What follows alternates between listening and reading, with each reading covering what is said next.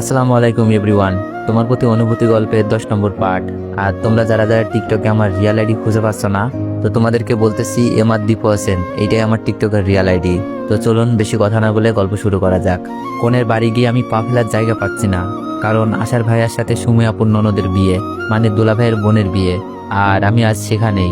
আপুর শ্বশুর বাড়ি দেখেই থমকে যাই, আগে জানলে হয়তো আসতাম না, কিন্তু এসেই যখন পড়ছি কিছু একটা বাহানা ধরে এখান থেকে চলে যেতে হবে। দুলাভাইকে দেখলে রাগ কন্ট্রোল করা হয়তো সম্ভব হবে না, আর যদি সবার সামনে আমাকে অপমান করে, অপমান না করলেও বিয়ে বাড়িতে আনন্দটা মাটি হয়ে যাবে। আমি কিছু করলেও দোষ, না করলেও দোষে পড়ে যাই। আশা, আমি আর রিমি একসাথেই। আশাকে ফাঁকি দেওয়াটা খুবই কঠিন। তাছাড়া আমি যদি আশাকে বলি এইটাই আমার দুলাভাইয়ের বাসা, আর আশার ভাবি হলো দুলাভাইয়ের বোন, না জানি আশার মনের ভিতরে কি চলে। ভাববে হয়তো যার ভাইয়ের চরিত্র খারাপ, বোন কি ভালো হবে? আসলে একজনের পাপের শাস্তি আরেকজন কেন পাবে, এটা কিন্তু বাঙালি বুঝবে না। একজনের দোষ করলেই তার পুরো পরিবারকে নিয়ে কথা বলে। আর আশা যদি তার ভাইকে বলে দেয় মেয়ের ভাই এই কাজ করেছে, রিমিকেও কিছু বলা যাবে না, আশাকে বলে দিতে পারে। আশা বলল, কিরে আসছিস না কেন? আমি বললাম আসতেছি, মিথিলাকে দেখছি বর আগাই নিয়ে আসছে। মিথিলাও এখানে, হয়তো আমার পরিবারের সবাই এখানে। আসলেই তো আব্বুকে দেখা যাচ্ছে মেহমানদের আপ্যায়ন করে ভিতরে নিয়ে যাচ্ছে। ছোট ছোট পা করে আগাচ্ছি। আশা বলল, সবাই ভিতরে চলে গেছে, ছবি তুলবো। তুই মেয়েদের সাথে টাঙ্কি মারবি আর আমি ছেলেদের সাথে ভাব নিব, এখানে সময় কাটালে হবে। রিমি বলল, ওই তুই টাঙ্কি মারতে কারে বলছিস? অনেক এইসবের কিছু দেখলে খবর আছে। আমি আছি আমার চিন্তায়, ওরা টাঙ্কি নিয়ে পড়ে আছে। মিথিলা কি আমাকে দেখে ফেললো? আমার দিকেই তো মনে হচ্ছে তাকিয়ে আছে। এখন কি করি? মিথিলা দেখছি এইদিকে আসছে।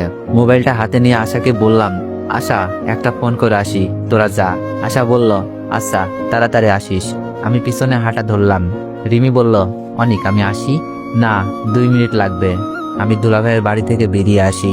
মিথিলা হয়তো অন্য কোথাও অন্য কারোর দিকে তাকিয়েছিল। আমাকে দেখলে আব্বু আম্মুরও আনন্দ চলে যেত। আব্বু আবার সিনক্রেট করতে পারত।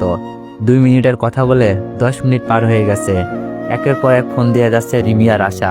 কি কথা বলবো, তাই ফোন বন্ধ করে রেখে দিলাম। হয়তো এই বিষয়টার জন্য আশা অনেক রাগ করবে। শুধু আশা না, আশার আব্বু আম্মু শুনলেও রাগ করবে। কিন্তু আমি কিছু করতেও বলতেও পারবো না। আমি চাই বিয়েটা ভালোভাবে হয়ে যাক, কিন্তু আশাকে এই বিষয়ে কি উত্তর দিব ভাবছি। মিথিলাকে দেখলাম এই বিয়ের অনুষ্ঠানেতেও হিজাব পরে আছে, যেখানে রিমি আর আশার সাজের শেষ নেই। কিন্তু মিথিলার পর্দার ভিতরে আছে পাপ লুকানো। আর রিমির মতো ভালো মেয়ে তো চোখেই পড়ে না। তবে আমি পর্দাকেই সাপোর্ট দিই, কারণ পর্দা হলো নারীর সৌন্দর্য, যা অন্য কোনো কিছুতেই নাই। পর্দাতে নারীদের কতটা মায়াবী লাগে মিথিলাকে না দেখলে বোঝা যাবে না। হয়তো মিথিলার জীবনে কিছু ভুল করে ফেলেছে, জানি না সেই ভুল থেকে ফিরে এসেছে কিনা। রিমি আসার থেকেও মিথিলাকে শুধু পর্দার কারণে সুন্দর লাগছিল। আশা হয়তো বিয়ে বাড়িতে বলতো, অনেক দেখ মেয়েটাকে কত মায়াবী লাগে, তুই কিন্তু এই মেয়ের সাথে খারাপ কিছু করবি না। এই মেয়েদের সম্মান করতে হয়, টাঙ্কি মারার জন্য ছল্লো টাইপের মেয়ে খোঁজ। কিন্তু কে জানবে এই মায়াবী চেহারাটার অভিনয় জগতের শ্রেষ্ঠ অভিনেত্রী।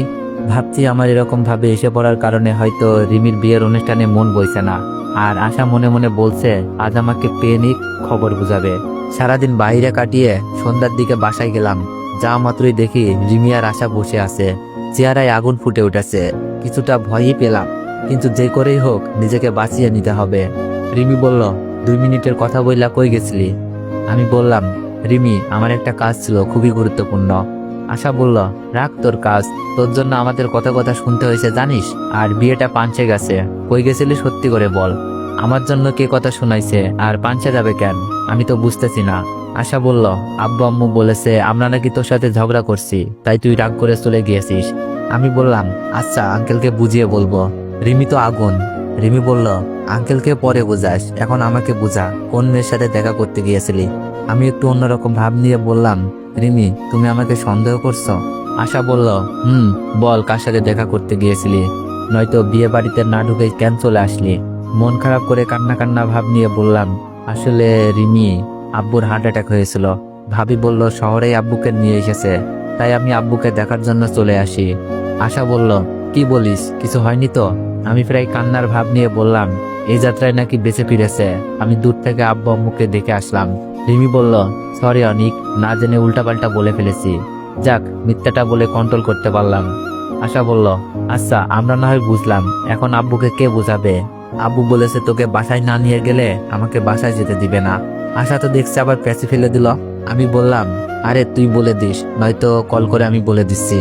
আশা বলল, না হবে না, তোকে বাসায় নিয়ে যেতে বলছে। আর কেন বিয়ে থেকে পালাইছিস আব্বুকে বলতে হবে। আচ্ছা কাল যাবো, আঙ্কেলকে বলবো, আঙ্কেলকে না হয় বুঝিয়ে ফেলবো। আশার ভাবির সাথে যদি মিথিলা আসে, আর সুমি আপন ননদ তো আমাকে চিনে। আশা বলল, কাল যাবি, তাহলে আজ কোথায় থাকবো? রিমির সাথে থেকে যা, ভালো বুদ্ধি দিলাম। আশা বলল, কি নতুন ভাবি বাসায় আর আমি এখানে থাকবো? চল বলছি। আশা আমাকে টেনে হিসড়ে চলল। কাপা গলায় বললাম, বাসা ভর্তি মেহমান, আঙ্কেলকে খুঁজতে গেছে রিমি। আশা, ভাবির সাথে কেউ কি আছে? আশা বলল, একটা মেয়ে এসেছে। আশার কথা শুনে কলিজা শুকিয়ে গেল। মিথিলা নয় তো? আঙ্কেল বললেন, অনিক এদিকে আসো। আমি কাপা গলায় বললাম, আসসালামু আলাইকুম আঙ্কেল। আঙ্কেল বললেন, ওয়ালাইকুম আসসালাম। বিয়ে বাড়ি থেকে চলে গেছিলে কেন? আঙ্কেল কথা বলার আগেই আশা বলল, বল আমি কিছু করি নাই। আঙ্কেল বললেন, তুমি চুপ করো, অনেক বলো। আশা কিছু বলছে? না আঙ্কেল, একটা খারাপ খবর শুনি। আঙ্কেলকে সবকিছু বুঝিয়ে বলি। আঙ্কেল বললেন, ও আচ্ছা ঠিক আছে, চলো নতুন বউ দেখবা আর পরিচিত হবা। আঙ্কেলের কথা অমান্য করি কি করে?